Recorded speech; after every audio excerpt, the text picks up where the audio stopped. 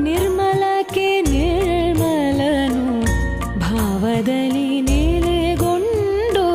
ಕುಶಲವನು ನೀಡಯ್ಯ ಪಾವನಕ್ಕೆ ಪಾವನನು ನಿರ್ಮಲಕ್ಕೆ ನಿರ್ಮಲನು ಭಾವದಲ್ಲಿ ನೆಲೆಗೊಂಡು ಕುಶಲವನು ನೀಡಯ್ಯ ಇನ್ನಡಿಯ ಹುಡಿ ನೀಡಿ ದೃಢ